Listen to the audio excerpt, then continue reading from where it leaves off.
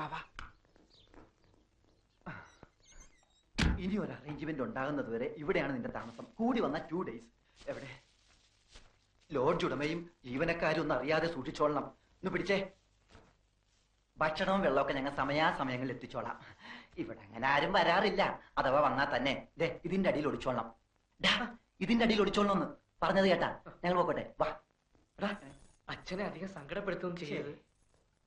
രാധു, എടാ സൂക്ഷിച്ചോണേ. എന്ത്? ചുമ്മാ പേടിപ്പിക്കാതെ പോടാ. വാ, വരട്ടടാ.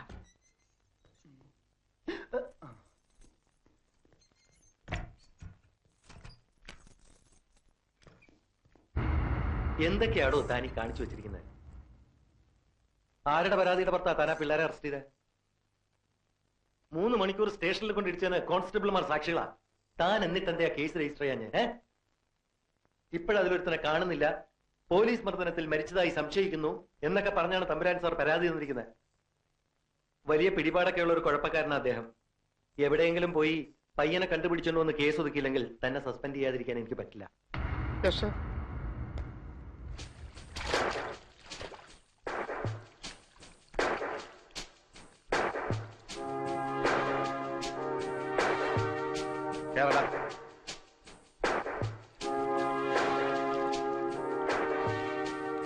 എവിടെയാണോ നിന്റെ കൂട്ടുകാരൻ രാധാമാധവൻ? എനിക്കറിയില്ല. എന്റെ അടുത്ത് വേലയും പറയണൊന്നും വേണ്ട. നിനക്കറിയില്ലല്ലേ? ഇല്ല. നിന്നെ കൊണ്ട് പറയിപ്പിക്കണോ? ഡാ, ഒരു രാത്രി മുഴുവൻ തലകീഴായി കെട്ടിത്തൂക്കിട്ടാ നീ താനെ പറയും. അതെന്നെ കൊണ്ട് ചെയ്യിച്ച് അടങ്ങുമല്ലേ? പറയടാ, അവനെവിടെ? തലകീഴായി കെട്ടിയിട്ട് നോക്ക്, പറയുമെന്നറിയാലോ. എടാ വേണ്ട, വഷളാക്കണ്ട. അന്ന് ഞങ്ങളെ തല്ലിയ കൂട്ടത്തിൽ സാറിന്റെ തല്ല് രാധുവിന്റെ തലക്കിട്ടു. രക്തം കട്ടിപിടിച്ച് അവൻ കുഴഞ്ഞു വീണു. ഉടൻ മരിക്കുകയും ചെയ്തു. ആര്? എന്ത്? എപ്പോ? രക്തോ? ജീപ്പിൽ എടുത്തുകൊണ്ടുപോയ മൃതദേഹം സാറ് കുഴിച്ചിട്ടോ അതോ ചുട്ടുകരിച്ചോ? എന്തുവാ? സുപ്രീം കോടതി വരെ ഞങ്ങൾ സാറിനെ കയറ്റി ഇറക്കും. വേണ്ടി വന്നാലേ ചുട്ടുകരിഞ്ഞ് അവന്റെ അസ്ഥിയും ഹാജരാക്കും. നീ ആള് വിചാരിച്ചതുപോലെ അല്ലല്ലോ. എവിടെ വരൊക്കെ കയറി ചിന്തിച്ചത്? കൊള്ളത് തുറന്നു പറയാമല്ലോ. നമ്മളിങ്ങനെ വഴക്കിട്ട് നടന്നിട്ട് ആർക്കും ഒരു പ്രയോജനമില്ല. മറിച്ച് നമ്മൾ സുഹൃത്തുക്കളായിരുന്നാൽ എന്നെ കൊണ്ട് തനിക്ക് ഒരുപാട് പ്രയോജനങ്ങളൊക്കെ ഉണ്ട്. ഞാൻ ചുമ്മാ പറയില്ല. എന്താ ഫ്രണ്ട്സ് ആയിക്കൂടെ? സാറിന് ഇഷ്ടമാണെങ്കിൽ ഞാൻ റെഡി. ഓക്കെ, അപ്പൊ നമ്മൾ ഫ്രണ്ട്സ്. നമുക്കൊന്ന് ചുറ്റാനൊക്കെ പോണം. ഹണ്ടിങ് ഇഷ്ടമാണോ? ഹണ്ടിങ് അതിനൊക്കെ പോയാലോ ജോളിയാകാൻ പറ്റൂ.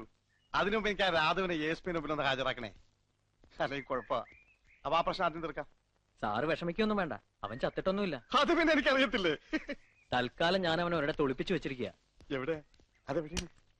അത് എവിടെയാണെന്ന് സാറിന്റെ അപ്പാപ്പൻ വന്ന് ചോദിച്ചാ ഞാൻ പറയില്ല. പിന്നെയല്ലേ സാറ്.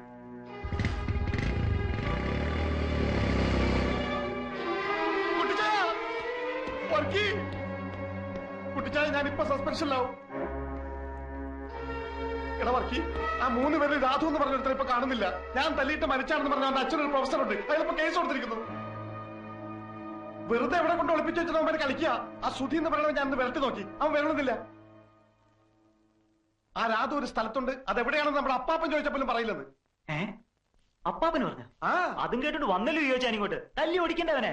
മറ്റവരെ കാണാത്ത ടെൻഷൻ വേറെ. അതിനൊക്കെ ഇവരെ തല്ലാൻ പോണ. വേണ്ട, ചോദിച്ചാൽ തല്ലണ്ട, ഞാൻ കൊടുത്തോളാം. കൊടുക്കണവർക്ക് ഇങ്ങനെയുള്ളവന്മാരൊക്കെ എന്താ ഈ നാട്ടില്? എടാ ചുമ്മാ അബദ്ധമൊന്നും കാണിക്കല്ലേ. മറ്റവരെ കാണാഞ്ഞിട്ട് ഞാൻ ആയി കുഴഞ്ഞിരിക്കുകയാണ്. ഇനി ഇവനെ കൂടെ കണ്ടില്ലെങ്കിൽ സർവത്ര കുഴപ്പമാവും. ഒരു കുഴപ്പമില്ല. ചോദിച്ചാൽ പേടിയാണല്ലേ സകലം ഞാൻ ഏറ്റോളാം. ഇപ്പൊ അവൻ അപ്പാപ്പന് പറഞ്ഞിരിക്കുന്നു. അവനെ ജോലി പോകണ അങ്ങ് പോട്ടേന്ന്. കുട്ടിച്ചായ ഒന്ന് പറ. നിക്കണവർക്ക് അവന്മാരവനെ പുറത്തു കൊണ്ടുവരുമോ നോക്കാം. പുറത്തു കൊണ്ടുവരാതെ ഈയോയുടെ ജോലിക്ക് എന്തെങ്കിലും പറ്റിയാൽ നീ അവരുടെ കയ്യും കാലും തല്ലി ഒടിക്കാനൊന്നും നിക്കണ്ട. അങ്ങ് തട്ടേര്. ബാക്കി കാര്യം ഞാൻ ഏറ്റടാ.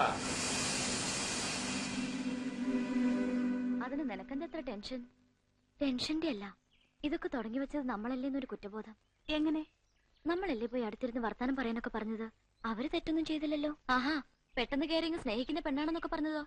ശരിയാ, ഞാൻ എപ്പോഴും ആലോചിക്കും എന്താ അങ്ങനെ പറഞ്ഞെന്ന്. വട്ടായിരിക്കും. എന്താടെ പേര്? സുധീഷ്. വിളിക്കുന്ന സുധീന്ന്. MCOMന് ഫസ്റ്റ് ക്ലാസ്സാ. ഇപ്പൊ MBAക്ക് പഠിക്കുന്നു. കൊള്ളാലോ. എന്തു കൊള്ളാം? ഇയോച്ചായന്റെ കാര്യം ഓർക്കുമ്പോ സങ്കടം തോന്നുന്നു. ദേടി, ദേ വരുന്നു. ആര്? അയ്യോ, ദേ ഇങ്ങോട്ട് തന്നെ. വാ, നമുക്ക് പോവാം. എന്തിനാ? എനിക്ക് പേടിയാ. ഇനിയും വല്ലതും.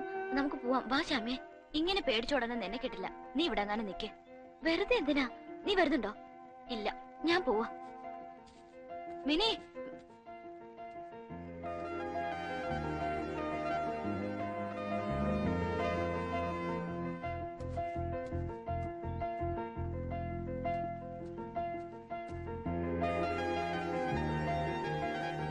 ഉപദ്രവിക്കാനും കൊല്ലാനും ഒന്നും വന്നതല്ല.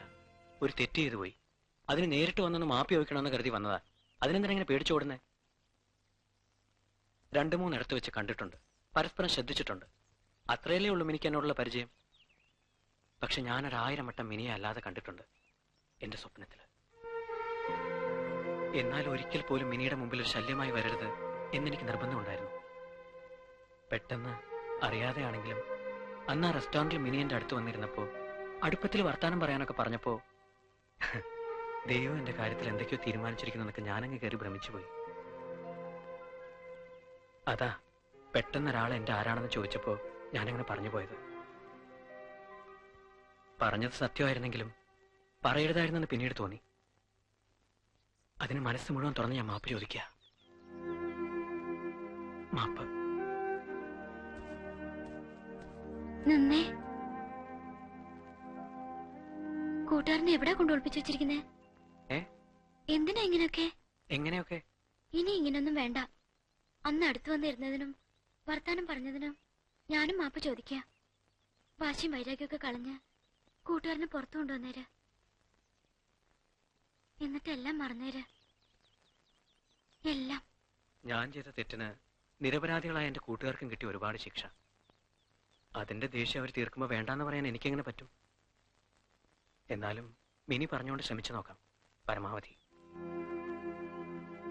പിന്നെ എല്ലാം മറക്കണമെന്ന് പറഞ്ഞില്ലേ, മറക്കാം. എന്റെ വാശിയും എന്റെ വൈരാഗ്യവും ഒക്കെ ഞാൻ മറക്കാം.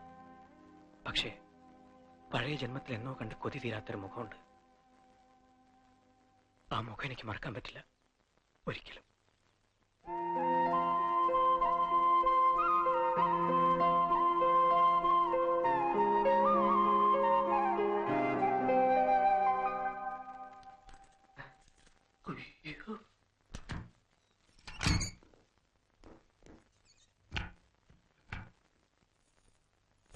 എടാ ഗോവിന്ദ, നീ 15-ാം നമ്പർ റൂം ക്ലീൻ ചെയ്താ?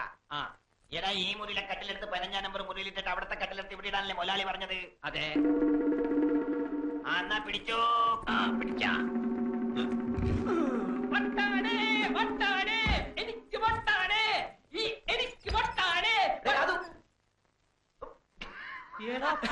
നിങ്ങളായിരുന്ന പോക്കിരിത്തരം കാണിക്കുന്നു. മനുഷ്യന്റെ ചങ്ക് പറഞ്ഞ പോലെ പണിയെ പോലെ കാണിച്ച് മതി മതി തൊലിക്കലും നിർത്തിയിട്ട് കാര്യം പറ. എന്തായി സംഭവം? എന്തായി? ഒന്നും ആകാനില്ല. മാൻ മിസ്സിംഗ് കളി അവസാനിക്കുന്നു, നീ പുറത്തിറങ്ങുന്നു. അതെന്താ? നിന്നെ പുറത്തു കൊണ്ടുവരാൻ മിനി വന്ന് റിക്വസ്റ്റ് ചെയ്തു. അപ്പൊ ഈയോടെ സസ്പെൻഷനോ? അതിന് വേണ്ട. മിനി വന്ന് അപേക്ഷിച്ചു കഴിഞ്ഞാ അതിനപ്പുറം ഒന്നുമില്ല. അത് പൊനാങ്കി പോയി പറഞ്ഞാ മതി. ആ ഈയോക്ക് സസ്പെൻഷൻ കിട്ടാതെ ഞാൻ ഇവിടെ ഇറങ്ങുന്ന പ്രശ്നമേ ഇല്ല. അതല്ലടാ, സസ്പെൻഷൻ ആയ എനിക്കിനി മിനിയുടെ മുഖത്ത് നോക്കാനേ പറ്റില്ല. സസ്പെൻഷൻ ആകുന്നില്ലെങ്കിൽ നാളെ മുതൽ മിനി എന്റേതാ. ഒന്ന് പോടാവേ. ആ പെണ്ണ് വന്ന് 2 പുന്നാരവാക്ക് പറഞ്ഞപ്പോ നീ അങ്ങ് മാറിപ്പോയോ? എടാ, പെണ്ണുങ്ങളെ വിശ്വസിക്കരുത്, അവര് പറ്റിക്കും. ഒരു ദിവസം അല്ലെങ്കിൽ ഒരു മണിക്കൂറെങ്കിലും അയ്യോ ഒന്ന് സസ്പെൻഡ് ചെയ്യിക്കണം. നമുക്ക് എത്ര ഇടിയാടാ കിട്ടിയത്? മിനി എനിക്ക് കിട്ടാനായി എന്തും ചെയ്യാമെന്ന് വാക്ക് തന്നതാണ്. ഇപ്പൊ ഞാൻ പറയുന്ന പോലെ ചെയ്താ നാളെ മുതൽ മിനി എന്റേതാ. ഉറപ്പാണോ നിനക്ക്? ഉറപ്പാ. 100%? 100%. എന്നാ വാക്കുക. വാക്ക്. മിനിയെ നിനക്ക് കിട്ടുമല്ലോ. കിട്ടും. എന്നാ റെഡി.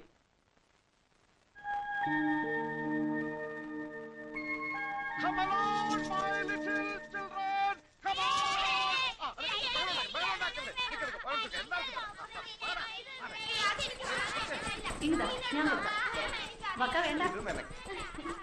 അമ്മച്ചി,